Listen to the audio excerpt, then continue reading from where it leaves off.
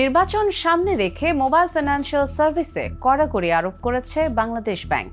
নির্বাচনকে ঘিরে বিকাশ, নগদ, রকেট সহ সব এমএফএস লেনদেনে এই বিশেষ বিধিনিষেধ কার্যকর হয়েছে 9 ফেব্রুয়ারি সোমবার রাত 12টা থেকে, যা চলবে 12 ফেব্রুয়ারি বৃহস্পতিবার রাত 11টা 59 পর্যন্ত, মোট 96 ঘণ্টা।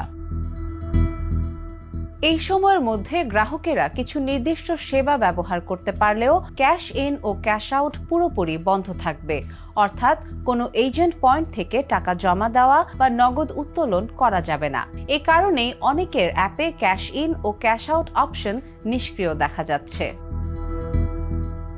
তবে জরুরি প্রয়োজনে ব্যক্তি থেকে ব্যক্তি সেন্ড মানি সেবা সীমিত আকারে চালু থাকবে। নতুন নির্দেশনা অনুযায়ী একজন গ্রাহক একবারে সর্বোচ্চ 1000 টাকা পাঠাতে পারবেন। সর্বোচ্চ 10 বার লেনদেন করা যাবে, অর্থাৎ মোট 10,000 টাকার বেশি সেন্ড মানি করা যাবে না।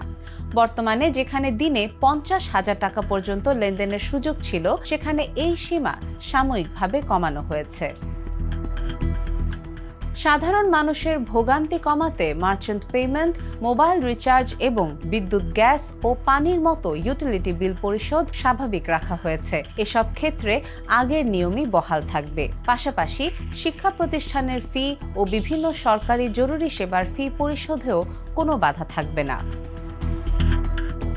বাংলাদেশ ব্যাংক জানিয়েছে, নির্বাচনের সময় অবৈধ অর্থ লেনদেন, ভোট কেনা বেচা কিংবা নাশকতামূলক কাজে অর্থের অপব্যবহার ঠেকাতেই এই সিদ্ধান্ত নেওয়া হয়েছে। একই সঙ্গে এই 96 ঘণ্টায় আইবিএফটির মাধ্যমে P2P ইন্টারনেট ব্যাংকিং লেনদেনও বন্ধ থাকবে।